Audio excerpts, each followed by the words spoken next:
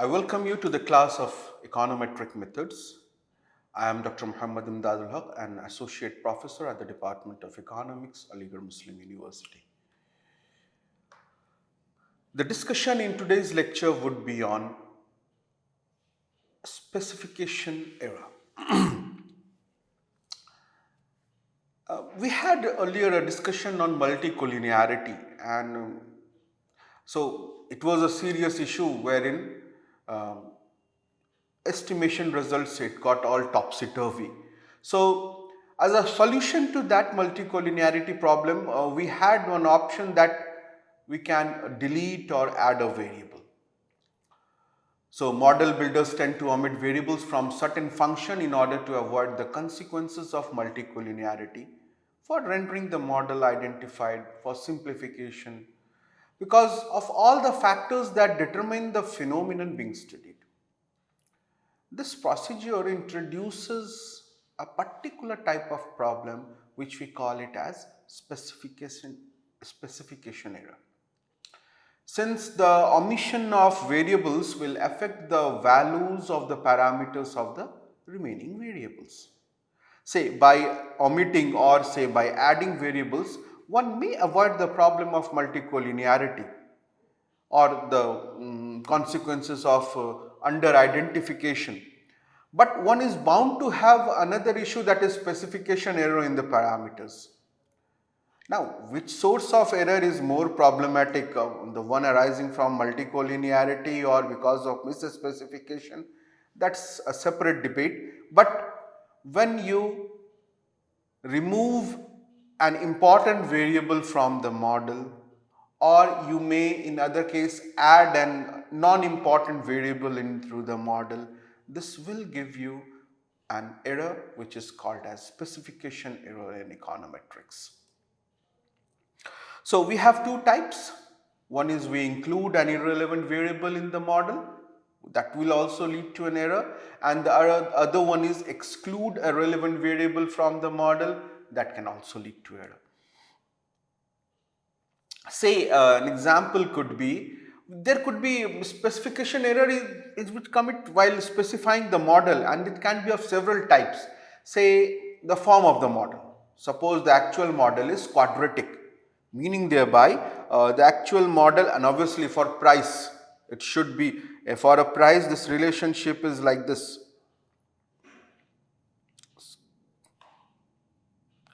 For price the relationship is like this, or environmental Kuznets curve, the relationship is like this. And in this case, if you have just given a model that is alpha plus beta x, this is not going to correctly represent the situation. So maybe you need, the correct model is y is equal to say alpha plus beta 1 x1 plus beta 1 x1 square. X, and this is the same variable, but we need it in the square term, we need a quadratic relationship. So this type of this type of things will lead to an error. So now suppose you your actual relationship is this, but you have specified your model like this, obviously it will lead to some error, because the impact of this will be sitting in the error term, and it will lead to all type of issues. Now, error can be inclusion or exclusion of the variable. There is no hard and fast rule regarding the number of variables. But again, if we include more variables in the model, the chance of having the problem of autocorrelation, multicollinearity and heteroscedasticity and all those increases. So we should go by the simple law of parsimony. We should keep it as simple as possible. But we also have to take care that we are not missing an important variable. The moment we do so, we will fall into the problem of specification bias. Now, let us take the first case, that is exclusion of a relevant variable. Now say the actual model is where there is beta, x1 and x2. In the actual model, these are the two variables that should be included. But say we excluded an variable, and what we are estimating is just a model with only one independent or explanatory variable, that is x1. We are ignoring the intercept term for the time being to make our things simple. So, if in terms of now the dependent and independent variable, if you want to write the regression equation of the formula for beta in the deviation format, we have summation summation xy divided by summation x square. Now, what we do, you write the actual model.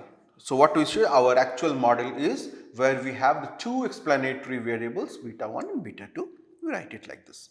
Now, you take the mean of it. So, it becomes y bar is equal to beta 1 x1 bar plus beta 2 x2 bar plus mu bar.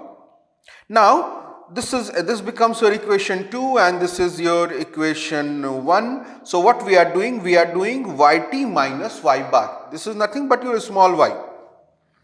So, when upon doing yt minus y bar, the things which I get is beta 1 x1t minus beta 1 x1 bar, again beta 2 x2t minus beta 2 x2 bar plus the error term, here it was ut minus u bar. Now, so this is yt minus y bar, we write it as a small y in the deviation format. Herein beta 1 is common here and here, what we have is x1 minus x1 bar. So, this we write it as small x1. Similarly, over here b2 is common and we have this x2t minus x2 bar, we write it as a small x2t, and ut minus u bar, you write it as a small ut. So, this is my final equation at the moment.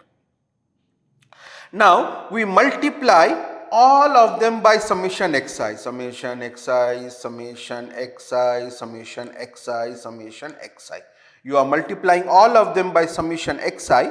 So, upon multiplication, what we find is summation x1 yt is equal to beta 1. Here it is already x1 was there, so it becomes a square. Then here we write both the terms x1t, x2t, and here x1t ut. Now, if you recall, what is the formula for beta xy divided by summation x square? So, in order to get this, we divide all of them by summation x1 square. Summation x1 square, x1 square, x1 square, x1 square. So, the moment you do, this becomes beta 1, this is beta 1 and we denote it by asterisk is equal to, now here xi and xi, these two cancel out. So, what is left is simply beta 1. This we write it as it is, beta 2, and the entire term also comes over here, and this also we write. At the moment we are writing. Now, we should understand the thing that beta 1 asterisk is the parameter in the world where we have excluded a relevant variable. We should have included beta 2 also, but as such we have excluded the variable. Now, so this was the equation which we have derived in the previous class. Now, because the assumption x is not related with u, so because of this entire term it becomes 0. So, you are left with only this term. If I take the expectation of beta 1, we go back to our class of blue, best linear unbiased estimator. What was the thing? Expected beta, it should be equal to beta. But what is happening over here? Expected value of this, where this is the beta 1 where we have excluded a relevant variable. So, this is equal to beta 1 plus this entire term. When this is the entire term, it means expected value of beta is not equal. Here it is not equal. It means there is an element of biasness. So, in a case wherein we have excluded a relevant variable, we are seeing that the expected value of the beta is not equal to beta, meaning thereby this estimator is unbiased. This is not a biased estimator. So, this is the problem which is created if you are not including an important variable, a relevant variable. Now let us go to the next case, that is inclusion of an irrelevant variable. Suppose we have added an variable which is not of importance, but still because of any reason we have added it. Let's see what happens because of an inclusion of an irrelevant variable. Suppose this is our actual model, what it should be, where we have only one explanatory variable, but what we are actually estimating is a different one, that is, it is having another variable apart from x1, which is obviously should be there. We have included another variable x2, and which is as such is an irrelevant variable, we can say, for the time being. Now again we will see with what happens over here. Now we take the equation y is equal to, we just write down the equation as it is. Then what we do here, e or u, it can be the same thing at the moment, there is no differentiation between these two. So e is equal to, now we write this equation in terms, completely in terms of e. So this term goes to the left hand side, this term goes to the left hand side, and both, now this will also be having a negative sign, and both of them will have a and this one, when it goes over there, this will have a negative sign, this one would also have a negative sign. So both of them go together. Then what we do, we do the square of it and we take the summation. So the final equation from here is summation e square is equal to summation y minus beta 1 asterisk hat x1 minus beta 2 asterisk hat x2. This is, just a second, this correction needs to be, no, just wait, up till here only, not here at the moment. Okay, so there was this small correction, you take care of it. Now, then we do, as we had done earlier, we do the partial differentiation of summation e square with respect to b1 asterisk. Once we do that, we get the function as 2 summation bracket open y minus beta 1 asterisk hat x1 minus beta 2 x2 bracket closes multiplied by minus x1, and this we equate it to 0. Upon rearranging and opening the brackets, that is, we take the sign of summation and 2 inside the bracket, and also this x1 is also we take inside the bracket. Ultimately what happens, all these minus, because we multiply minus with minus minus, so all the minus signs have been converted into plus signs, and this one, it becomes the first one, y was in a positive, had a positive sign, it now becomes a negative. So it becomes minus 2 summation y x1 plus 2 summation b1 asterisk hat x1 square plus 2 summation b2 hat x1 x2. This we equate to 0. Then we take these two terms to the right hand side and we divide all the things, both the right hand side and left hand side, by 2. So upon doing that, what is left, what we get, the final equation over here of this different partial differentiation process is summation y x1 is equal to summation b1 asterisk x1 2 plus b2 asterisk summation x1 x2. So this is an equation which we will be processing further. Now here we had done partial differentiation of summation e square with respect of b1. Now we will do it in respect to beta hat 2. Upon doing that, we get this value, 2 summation bracket open y minus b1 asterisk x1 minus b2 hat x2 and all of this multiplied by minus x2. So opening the bracket and incorporating x2 inside and this also inside, what we get is minus 2 summation x2y plus 2 beta 1 hat x1 x2 plus 2 beta 2 hat summation x2 square, and we equate it with 0.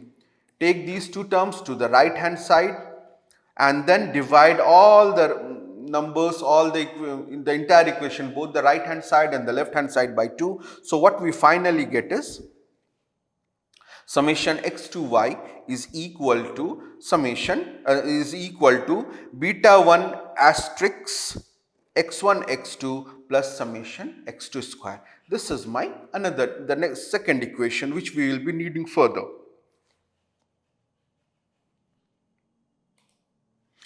Now we have equation number we had this equation number, and now the first equation we multiply by summation x2 square, and the second equation we multiply by summation x1 x2. What are the two equations? This is one equation and this is the first equation. So we write both of them together, and then we multiply the first equation by summation x2 square and the second equation by summation x1 x2.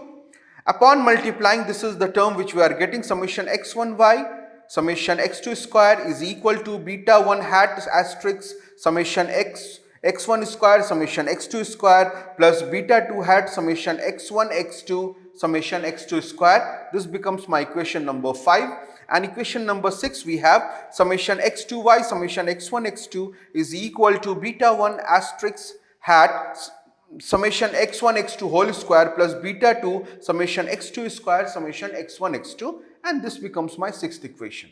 So now we minus equation 5 and minus equation 6 from equation 5. These two terms are the same, so they cancel out. What we are left is this. We write it in this format. The remainder we are writing it in this format to summation x1y summation x2 square minus summation x2y summation x1 x2 is equal to beta 1 asterisk hat summation x1 square summation x2 square minus beta 1 asterisk summation bracket open summation x1 x2 bracket closed with the power square. Now from this equation, here we are taking these two betas, beta 1 asterisk as common, and we write it in this minus this term. So finally what we had done, we had one in this side of the equation we have,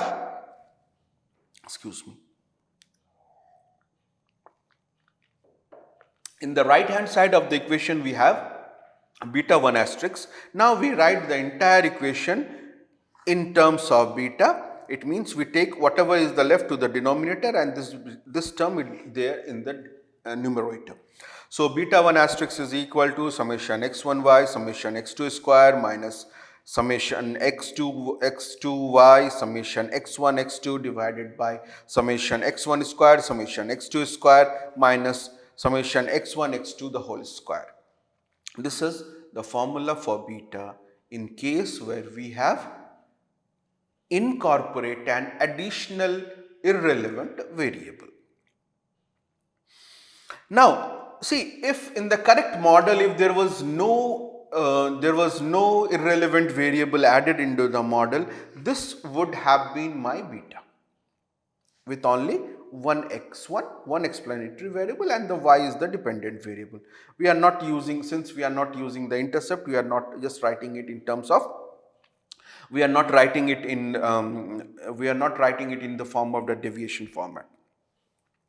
From here you cross multiply and write this equation in the form of summation y. So what we do, we cross multiply, so it becomes summation x1y is equal to beta 1 hat summation x1 square. Now summation y, we write it, this x we take it over to the denominator, so it becomes beta 1 hat summation x1 square divided by summation x1. So here there is x1, here there are 2x1 because square, so this is we delete one of the terms, cancel out. So this is my final equation, summation y is equal to beta 1 hat summation x1.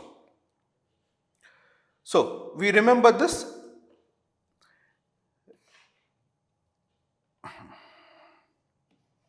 This is what we have just now derived, and earlier we have derived the formula of beta 1 square. We write the form now in the formula for beta 1 square. Now wherever y is there,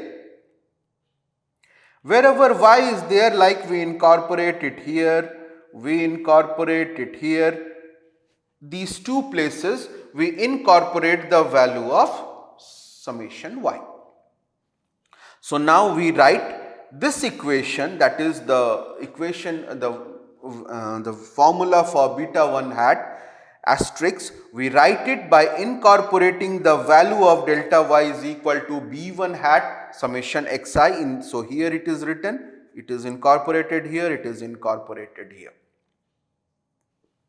Now we are just doing algebraic manipulation, we are manipulating the terms. So the the equation which we are getting, the formula for it is beta 1 summation x1 square summation x2 square plus summation x1 u summation x2 square minus b1 summation x1 x2 whole square minus summation x2 mu x summation x1 x2 divided by summation x1 square x2 square minus bracket summation x1 x2 whole square.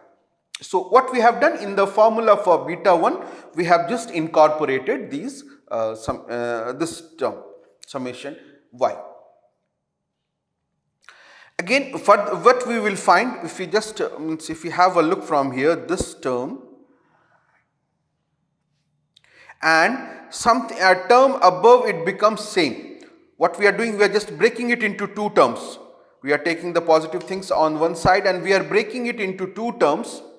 Now, so the lower part is the same. So what we do, we can cancel this part and this part. They are the same. So it is get cancelled. We are left with this equation.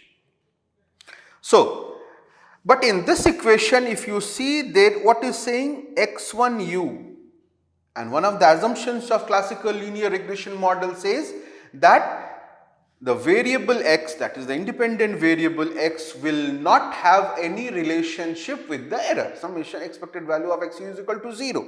So what is happening? This entire term, because here also it is with you, here also it is with you, this entire term, it becomes 0. You are left with beta 1. Already this portion has cancelled and this is equal to 0. So you are left with beta 1. Expected value is simply equal to expected value of beta 1 asterisk is equal to beta. So we can say that when we are incorporating an irrelevant variable into the model, it can lead to those issues. It can lead to the problem of multicollinearity. That's a different thing. Maybe this additional variable is having problem of serial correlation, or there is a problem of heteroscedasticity. But we are assuming that the model is free from these things, as we do in by the virtue of the assumptions of classical linear regression model. But the thing is, and we are also losing of freedom, we are also losing degrees of freedom. But the thing is, upon incorporating an irrelevant variable, it doesn't lead to the parameter being unbiased. The parameter, the value, the parameter beta is still blue, is still unbiased as such, which we were having earlier. But if you are not including an important variable as we had seen earlier, then the parameter, it becomes unbiased. Hope this lecture was clear to you. With this, we come to an end to this discussion on specification error. Thank you.